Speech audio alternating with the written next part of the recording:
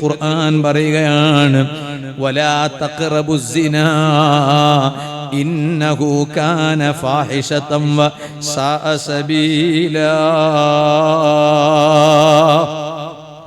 നിങ്ങൾ ഒരിക്കലും വ്യഭിചാരത്തോട് അടുക്കരുത്.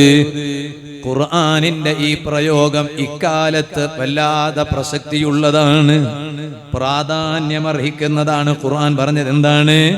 വ്യഭിചരിക്കരുത് എന്നല്ലല്ലോ ഖുർആൻ പറഞ്ഞത്, വ്യഭിചാരത്തോട് അടുക്കുക പോലും ചെയ്യരുത്. കാരണം ഇന്നഹു കാന ഫാഹിശതൻ വസാഅ സബീലാ, അത് മോശപ്പെട്ട പണിയാണ്. വ്യഭിചാരത്തോട് അടുക്കുക, വ്യഭിചരിക്കുക എന്നത് വളരെ മോശപ്പെട്ട പണിയാണ്. നന്നായി ശ്രദ്ധിക്കണം രക്ഷിതാക്കൾ. വിദ്യാഭ്യാസത്തിന്റെ പേരിൽ പൊന്നുമോളെ പലയിടത്തേക്കും പറഞ്ഞു വിടുകയാണ്. വല്ലാത്ത സങ്കടം. ഈ അടുത്തൊരാൾ പറഞ്ഞു, 18 വയസ്സുള്ള ഒരു മോള് ഒളിച്ചോടി.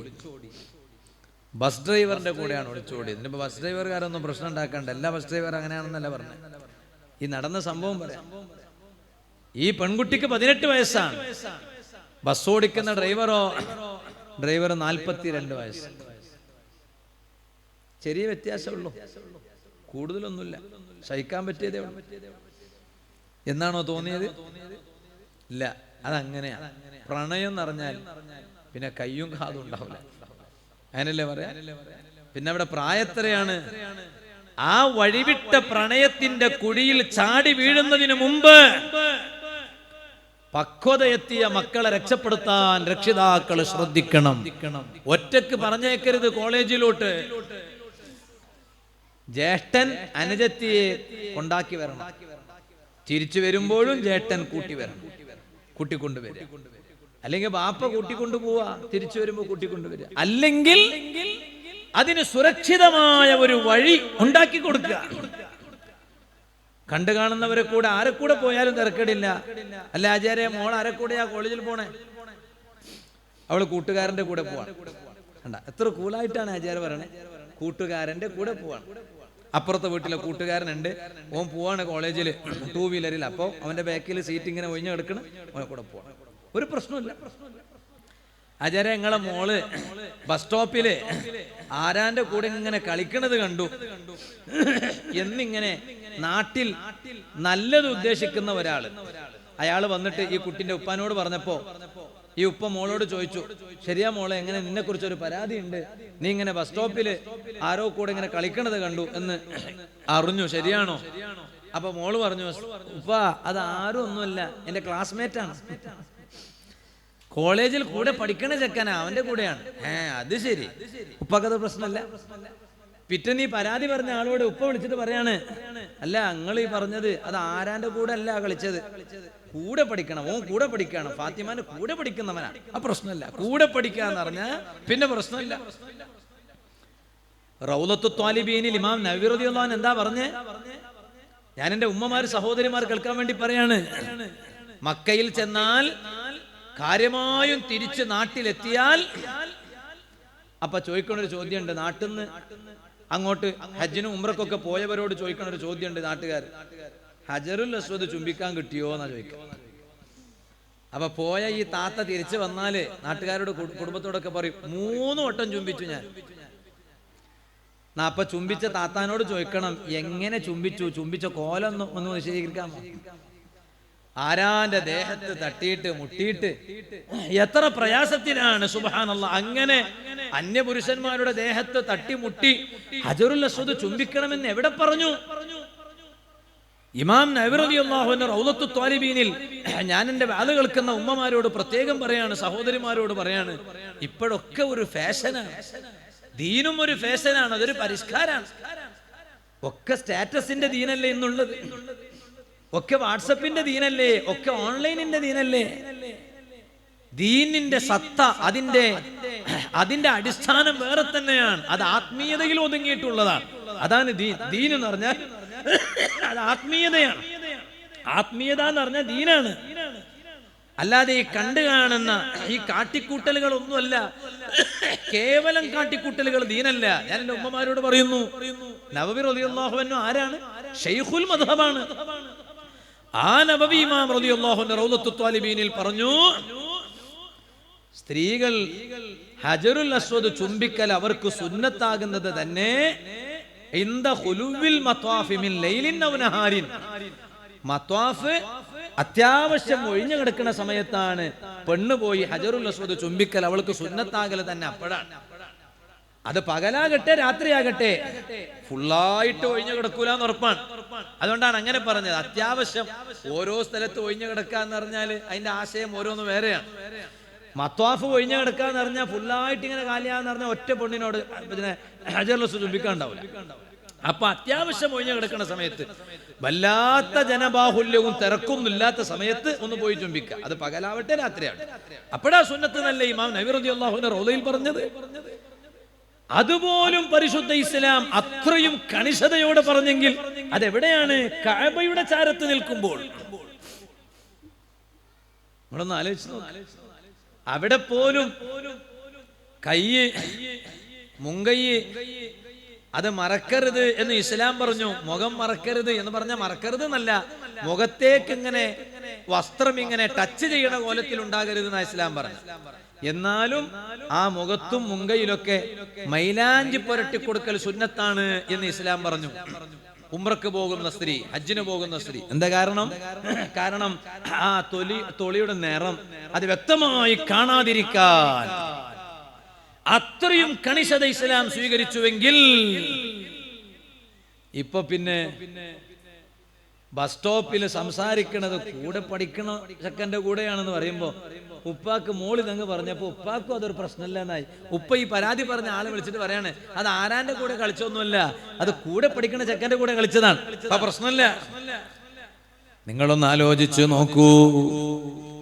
മൊബൈലിന്റെ കാലമാണ്, സോഷ്യൽ മീഡിയയുടെ കാലമാണ്. ഓ സുഹൃത്തുക്കളെ, രക്ഷിതാക്കളെ, നമ്മുടെ മക്കള് നാം അറിയാതെ വ്യഭിചാരികളായിക്കൊണ്ടിരിക്കുന്നു. അല്ലാഹുവേ, നീ ഞങ്ങളെ മക്കളെ നന്നാക്കണം റഹ്മാനെ. അതാണ് ഖുർആൻ പറഞ്ഞത്, വലാ തഖറബുസ്സിനാ, നിങ്ങൾ വ്യഭിചാരത്തോട് അടുക്കുക പോലും ചെയ്യരുത്. അതുകൊണ്ടാണല്ലോ മഹാന്മാര് പറഞ്ഞത്, ഇയ്യാകും വസ്സിനാ, നിങ്ങൾ വ്യഭിചാരത്തെ സൂക്ഷിക്കണം. ഫഇന്ന ഫീഹി സിത്ത ഖിസാലിൻ, കാരണം വ്യഭിചാരം എന്നത് ഗുരുതരമായ തെറ്റാണ്. അതിൽ 6 കാര്യങ്ങളുണ്ട്. മഹാന്മാര് പറയാണ്, അതിന്റെ ദൂഷ്യഫലങ്ങളുണ്ട്. 6 ദൂഷ്യഫലങ്ങൾ. സലാസും ഫിദ്ദുന്യാ വസലാസും ഫിൽ ആഖിറ, 3 എണ്ണം ദുനിയാവിൽ തന്നെ കാണേണ്ടതാണ്, മറ്റു 3 എണ്ണം പരലോകത്ത് വെച്ച് കാണേണ്ടതാണ്. ഏതാണ് ദുനിയാവിൽ കാണേണ്ടുന്ന 3 ദൂഷ്യഫലം? ഫനുഖ്സാനുർ റിസ്ഖി, അതാ റിസ്ഖ് ഇങ്ങനെ ചുരുങ്ങി ചുരുങ്ങി വരും, കച്ചവടം കുറഞ്ഞു കുറഞ്ഞു വരും, ജീവിതത്തിൽ പഴയ സന്തോഷം കാണൂല, പഴയ സാമ്പത്തിക സ്രോതസ് കാണൂല. കാരണം ആള് വ്യഭിചാരിയാണ്. അതാ റിസ്ക് ഇങ്ങനെ ചുരുങ്ങി വരും. റിസ്ക് ചുരുങ്ങാന്ന് പറഞ്ഞാൽ അതിന്റെ അർത്ഥം എന്താണ്? അതേ റിസ്കിന്റെ ബറക്കത്തങ്ങില്ലാണ്ടായി പോകും. രണ്ടാമതായി അതിന്റെ അനന്തര ഫലം എന്താണ് ദുനിയാവിൽ കാണേണ്ടത്? വയസ്വീറു മഹ്റൂമൻ അനിൽ ഖൈരി, എല്ലാ ഖൈരിനെ തൊട്ട് ഇവൻ മടക്കപ്പെട്ടവനാകും. ഒരു ഖൈറും ചെയ്യാൻ ഇവനെ കൊണ്ട് കഴിയില്ല, ഒരു ഖൈറും ഇവന് ലഭ്യമല്ല. അതോടൊപ്പം മഹാന്മാർ പറയാണ്, വനുഖ്സാനുൽ ഉംരി, ആയുസ് ഇങ്ങനെ ചുരുങ്ങും, ഇവൻ വേഗം മരിക്കും. വ്യഭിചാരിയാണോ? ഇന്ന് എന്തേ ആയുസ് ചുരുങ്ങാൻ കാരണം? പഴയ ആയുസ്സുണ്ടോ ഇന്ന്? പഴയ ആയുസ്സില്ല. ഞാനിവിടെ വന്നപ്പോൾ അറിഞ്ഞു, നമ്മളെ പറവൂർ സഖാഫി ഉസ്താദിന്റെ ഇവരുടെയൊക്കെ ഉപ്പ 80 ജില്ലാനം വയസ്സ് വരെ ജീവിച്ചു. അള്ളാഹു ഖബർ വിശാലമാക്കി കൊടുക്കട്ടെ, അള്ളാഹു സ്വർഗീയ ജീവിതം കൊടുക്കട്ടെ. അവരെ ഉമ്മാക്ക് അള്ളാഹു നല്ല ആഫിയത്തുള്ള ദീർഘായുസ് കൊടുക്കട്ടെ. എൻ്റെ ഉമ്മാമ കഴിഞ്ഞ തിങ്കളാഴ്ച രാവിലെ എൻ്റെ ഉമ്മാമ മരണപ്പെട്ടു. എൻ്റെ ഉമ്മാന്റെ ഉമ്മ കളസയിൽ 94 വയസ്സ് വരെ ജീവിച്ചു. ഇന്നലെയല്ല മിഞ്ഞാന്ന് രാത്രി എൻ്റെ ഭാര്യയുടെ വല്യമ്മ മരണപ്പെട്ടു. അതും ഇതുപോലെ ഏകദേശം 80 കഴിഞ്ഞു. പഴയ കാലത്ത് അന്ന് ജീവിച്ചവരൊക്കെ, പഴയ ആളുകളൊക്കെ പ്രായം എങ്ങനെയാണ്? ഇന്നത്തെ ആളുകൾ എത്ര വയസ്സിലാ മരിക്കണേ? 54, 53, 40. എത്രയാ പ്രായം ചോദിക്കും. മരിച്ചാളെ പ്രായം എത്രയാണ്, വയസ്സെത്രയാണ് ചോദിക്കുമ്പോ 42 ഉള്ളൂ. ഓ അയ്യടാ, 42 മരിച്ചോ, ചെറിയ പ്രായല്ലേ, ചെറിയ പ്രായം. ആയുസ്സിങ്ങനെ ചുരുങ്ങാണ്. വ്യഭിചാരത്തോട് ബന്ധമുള്ള ആളുകൾ അതൊരന്യ പെണ്ണിന്റെ കൂടെ പോയി കിടക്കണമെന്നില്ല, അതിന്റെ കലർപ്പുകൾ ഉണ്ടായാൽ മതി. ഇല്ലേ, രാത്രി കിടന്നുറങ്ങുമ്പോൾ എന്താ പണി, എന്താണ് ചെയ്യുന്നത്, എന്താണ്? കൈവെള്ളയിലെ മൊബൈലിലൂടെ ഇങ്ങനെ ഹറാമ് പലതും കാണുന്നു, തോന്നിവാസം കാണുന്നു. കൂടെ പഠിക്കുന്ന കൂട്ടുകാര് തമ്മിൽ അവിഹിത ബന്ധമാണ്. അതെ, അതിനെ കൂടെ പഠിക്കുന്ന കൂട്ടുകാരുടെ വാട്സപ്പ് ഗ്രൂപ്പ് തന്നെയുണ്ട്, അതിലൂടെ ബന്ധം സ്ഥാപിക്കുകയാണ്.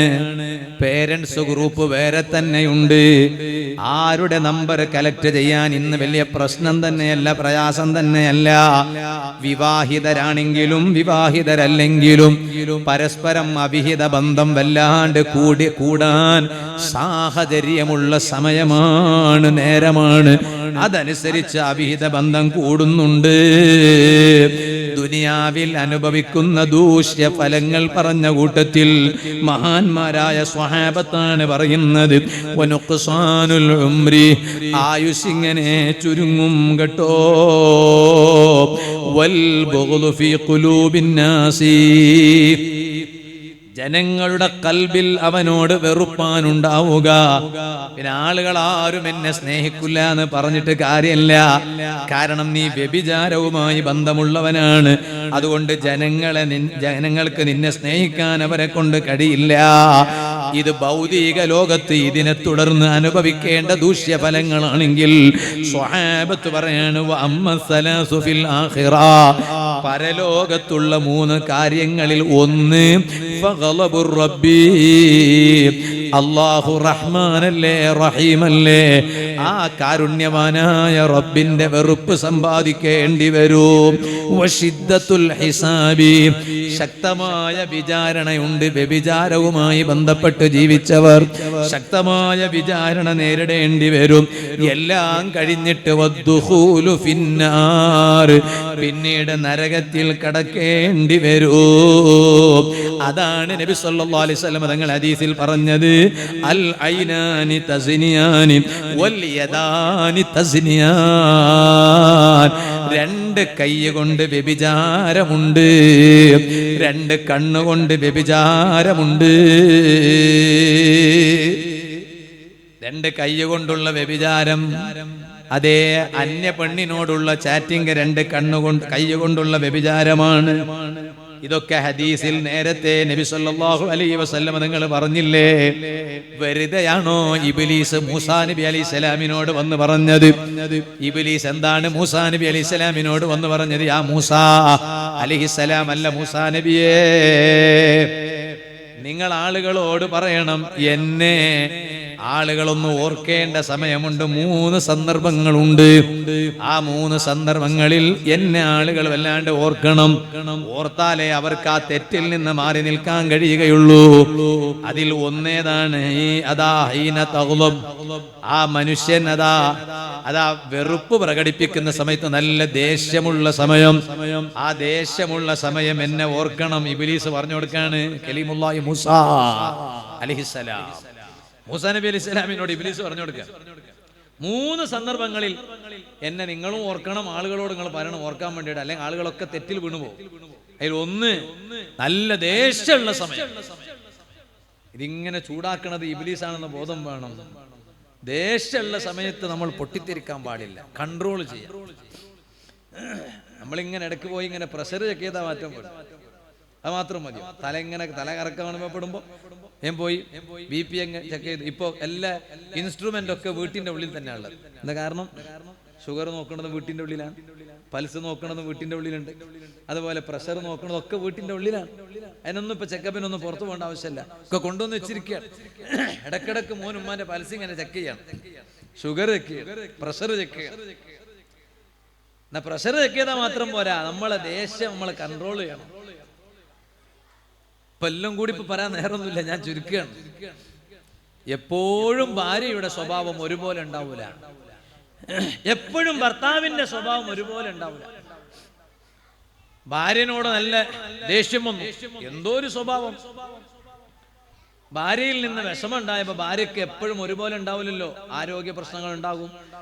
ഭാര്യയുടെ സ്ത്രീകളുടെ ശാരീരിക പ്രകൃതി, ആ ശാരീരിക പ്രകൃതി അവർക്ക് നിസ്കാരത്തിനൊക്കെ അവധിയുള്ള സമയമാണെങ്കിൽ അത് പ്രത്യേകമായ ഒരു പ്രകൃതിയാണ്, അത് ഭർത്താക്കന്മാർക്ക് മനസ്സിലാക്കേണ്ടതാണ്.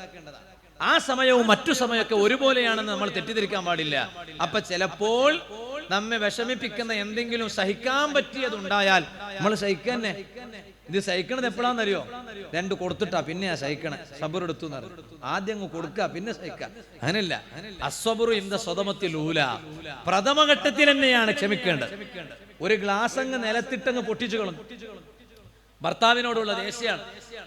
ആ ഭർത്താവിനോടുള്ള ദേഷ്യം കൊണ്ട് എന്താ ഭർത്താവിനോടുള്ള ദേഷ്യം? കല്യാണത്തിന് ഒറ്റക്ക് പോയി എന്നതാണ്. അല്ലാഹു ഞങ്ങളെ നന്നാക്കി തരട്ടെ. ഭാര്യനെയും കൂട്ടിക്കൊണ്ടു പോകേണ്ടുന്ന ഒരു കല്യാണം, ആ കല്യാണത്തിന് ഭർത്താവ് ഒറ്റക്ക് പോയി, ഭാര്യനെ കൂട്ടിയില്ല. അപ്പൊ ഭാര്യനോട് വിശദീകരണം തേടാം, ഭർത്താവിനോട് ഭാര്യക്ക്. അപ്പൊ ഭർത്താവ് പറഞ്ഞു, ഞാൻ അവിടെ തൊട്ടടുത്ത് തന്നെ ഉണ്ടായിരുന്നു, അപ്പൊ വേഗം പോയി വരാൻ പറഞ്ഞ് ഞാൻ പോയതാ, എന്നെയും കൂടി കൂട്ടിക്കൊണ്ടുപോകണമെങ്കിൽ കുറെ നേരം പോകും, ഒക്കെ അങ്ങനെ ആയിട്ട് അങ്ങനെ ചെയ്തതാണ്. എന്നാ അത് ഉൾക്കൊള്ള. എപ്പോഴും ആ ന്യായം ഉണ്ടാകാൻ പാടില്ല, എപ്പോഴും ഇതേ ന്യായമാണ്. ഞാൻ അവിടെ അടുത്തുണ്ടായിരുന്നു, അതുകൊണ്ട് കല്യാണത്തിന് ഒറ്റക്ക് പോയി, അങ്ങനെ ഉണ്ടാകാൻ പാടില്ല. എപ്പോഴും ഭാര്യനെയും കൂട്ടിയിട്ടാണ്, രണ്ടാളും ഒന്നിച്ചു പോകേണ്ട കല്യാണമാണെങ്കിൽ എപ്പോഴും കൂട്ടിയിട്ടാ പോവാ. പക്ഷെ ഇടക്ക് ഇങ്ങനെ ചിലപ്പോ മിസ് ചെയ്യാറുണ്ട്. എന്നാൽ അപ്പോ ഭാര്യ ക്ഷമിക്കന്നെ, അണ്ടർസ്റ്റാൻഡ് ചെയ്യാ, അത് മനസ്സിലാക്കിയെടുക്കുക. അതിന് പകരം ഭാര്യ എന്താ ചെയ്യാ? ആ ദേഷ്യം തീർക്കുക. ആരോട് തീർക്കുക? ഇപ്പൊ ചില സ്ത്രീകളുണ്ട്, നമ്മളെ പറവൂരിലൊന്നും അങ്ങനെയുള്ള സ്ത്രീകളൊന്നും ഇല്ലാത്തതുകൊണ്ട് ഇപ്പൊ കൂടുതലൊന്നും പറയണില്ല. ഇവിടൊക്കെ നല്ലവരാ, അള്ളാഹു ബർക്കത്ത്. നിങ്ങളെന്താ ആമീൻ പറയാത്ത? എന്റെ കന്നഡയിൽ ഒരു വാക്കുണ്ട്, വളകിന ഗുട്ടു ശിവനേ ബല്ല. എന്താ? നമ്മളെ ഉള്ളിലത്തെ അവസ്ഥ നമുക്കല്ലേ അറിയുള്ളൂ, അതാ നിങ്ങൾ ആമീൻ പറയാത്ത. ഇവിടുത്തെ സ്ത്രീകളൊക്കെ നല്ലതെന്ന് പറയുമ്പോൾ ഞാൻ മംഗലാപുരത്തുള്ള ആളല്ലേ, എനിക്ക് എന്തും പറയാലോ. അപ്പൊ നിങ്ങളെ മനസ്സിങ്ങനെ പറയുന്നത് പോലെ എനിക്ക് തോന്നുക, നമ്മളെ കാര്യം ഞങ്ങൾക്കല്ലേ അറിയുള്ളൂ ഉസ്താദേ. അങ്ങനെയൊന്നുമില്ല, നിങ്ങൾ വെറുതെ തെറ്റിദ്ധരിക്കുക. അല്ലാഹു തആല അവർക്കും നമുക്കൊക്കെ ബർക്കത്ത് ചെയ്യട്ടെ, പുറത്തു തരട്ടെ. അപ്പൊ ഞാൻ പറഞ്ഞത്, അപ്പൊ എപ്പോഴും അപ്പൊ കുട്ടികളോട് ദേഷ്യം തീർക്കാണ്. ആരോടുള്ള ദേഷ്യം? ഭർത്താവിനോടുള്ള ദേഷ്യം കുട്ടികളോട് തീർക്കാണ്. സുബ്ഹാനല്ലാഹ്. കുട്ടി സ്കൂളും വിട്ട് വരുമ്പോ നേരെ ഉമ്മാന്ന് വിളിച്ചിട്ട്, സ്കൂളിൽ നിന്നൊക്കെ തിരിച്ച് കുട്ടി വരുമ്പോ നല്ല വിശന്നിട്ടാ വരിക അല്ലെ? ഞങ്ങളെ നാട്ടിലൊക്കെ അങ്ങനെയാണ്. എന്റെ മക്കളൊക്കെ 4 മക്കള് അതിൽ 3 ആള് സ്കൂളിൽ പോകുന്നു, ഒരു തിരിച്ചിങ്ങനെ വരുമ്പോ ഉമ്മാന്ന് വിളിച്ചിട്ടാ വരിക, ഉപ്പാനല്ലേ വിളിക്കുക. ഞാൻ അവിടെ ഉണ്ടെങ്കിലും, കാരണം എന്താ, അവർക്കറിയാം ഉപ്പാന്റെ കയ്യിൽ നിന്നൊന്നും ഭക്ഷണം കിട്ടൂലെന്ന്. പിന്നെ ഉമ്മാന്റെ കയ്യിൽ നിന്നല്ലേ ഭക്ഷണം കിട്ടുള്ളൂ. അപ്പൊ ഉമ്മീന്ന് വിളിച്ചിട്ട് അവരിങ്ങനെ അകത്തേക്ക് വരിക, അബീന്ന് വിളിക്കൂല. അപ്പൊ സുബ്ഹാനല്ലാഹ്, ഈ കുട്ടികൾ ഇങ്ങനെ വരുമ്പോ ഭാര്യക്ക് ഭർത്താവിനോട് എന്തോ ഒരു ദേഷ്യമാണ്. ആ ദേഷ്യം കുട്ടികളോട് തീർക്കാണ്. എങ്ങനെ തീർക്കുക? കുട്ടികൾക്ക് ഭക്ഷണം കൊടുത്തില്ല വൈകുന്നേരം വന്നപ്പോ. അപ്പോഴാണ് വല്യമ്മ, ഈ കുട്ടികളെ വല്യമ്മ എന്ന് പറഞ്ഞ ഭർത്താവിന്റെ ഉമ്മ വന്നിട്ട് ചോദിച്ചു മരുമോളോട്, പിന്നെ അല്ല ഈ പേരമക്കളോട് ചോദിച്ചു, കുട്ടികളോട് ചോദിച്ചു, നിങ്ങൾ കഴിച്ചോന്ന് ചോദിച്ചു. ഞാൻ കഴിച്ചില്ല. എന്താ കാരണം? ഉമ്മ തന്നില്ല. ഉമ്മാനെ കുറെ പോയി വിളിച്ചു, ഉമ്മ പോയി കിടന്നുറങ്ങിയതാ. എന്താ കാരണം? ഭർത്താവിനോടുള്ള ദേഷ്യം തീർക്കാൻ. ആരോടാ തീർക്കണേ? കുട്ടികളോട്. അങ്ങനെ ആകരുത്, ഒരിക്കലും അങ്ങനെ ആകരുത്. അതാണ് മൂസാ അലൈഹിസ്സലാം, മൂസാ നബി അലൈഹിസ്സലാമിനോട് ഇബ്ലീസ് പറഞ്ഞത് അതാണ്. 3 നേരം നിങ്ങൾ എന്നെ ഓർക്കണം, എന്നാൽ നിങ്ങൾ കുടുങ്ങൂല. ആളുകളോട് പറഞ്ഞു കൊടുക്കണം. അതിൽ ഒന്നാമതായി നല്ല ദേഷ്യം വരുന്ന സമയത്ത്, അപ്പോൾ ആളുകളെ കൽബിൽ ഞാൻ ഉണ്ടാകും, ആളുകളെ കണ്ണിൽ ഞാൻ ഉണ്ടാകും, ആളുകളുടെ ശരീരത്തിലെ രക്തത്തിൽ ഞാൻ ഇങ്ങനെ ചലിക്കുന്നുണ്ടാകും. ആ സമയത്ത് അവരെങ്കാലും എന്നെ ഓർത്തില്ലെങ്കിൽ അവർ കുടുങ്ങിപ്പോവുക തന്നെ ചെയ്യും. ഇനി രണ്ടാമത്തൊരു നേരം എപ്പോഴാണ്? നല്ല കാര്യം ചെയ്യാൻ ഒരുങ്ങുമ്പോൾ, നല്ല കാര്യം ചെയ്യാൻ നോക്കുമ്പോൾ അതേ പിന്തിരിയാൻ തോന്നും, വേണ്ടാന്ന് പറയാൻ തോന്നും. അങ്ങനെ ഉണ്ടാവും. നാട്ടിലുള്ള എല്ലാവരും ഒരേ അഭിപ്രായക്കാരാകണമെന്നില്ല. നല്ലത് ചെയ്യണമെന്ന് നല്ല നല്ല ആളുകൾക്ക് തോന്നുമ്പോ ചിലപ്പോ ഇബ്ലീസ് വന്നിട്ട് പലരോടും അതിൽ നിന്ന് പിന്തിരിപ്പിക്കും. ഇബ്ലീസ് പറയാണ് മൂസാ നബി അലൈഹി സ്വലാമിനോട്, അപ്പ എന്നെ ഓർക്കണം, ഞാനാണ് പിന്തിരിപ്പിക്കാൻ ശ്രമിക്കുന്നത് എന്ന് മനസ്സിലാക്കണം. ഇത് പറഞ്ഞതിന് ശേഷം മൂന്നാമതായി ഇബ്ലീസ് മൂസാ നബി അലൈഹി സ്വലാമിനോട് പറയാണ്, വഇയ്യാക അൻ തുജാലിസ ഇംറഅതൻ ലൈസത് ബിദാതി മഹറമിൻ. മഹറമിയത്ത് ബന്ധമില്ലാത്ത ഏതെങ്കിലും ഒരു അന്യ പെണ്ണിന്റെ കൂടെ തനിച്ച് ഒറ്റക്ക് ഇരിക്കുന്നത് സൂക്ഷിക്കണേ. അങ്ങനെ ഒരു സാഹചര്യം കിട്ടിയാൽ അവിടെ ഞാനുണ്ടെന്ന് നിങ്ങളൊന്ന് ഓർക്കണേ.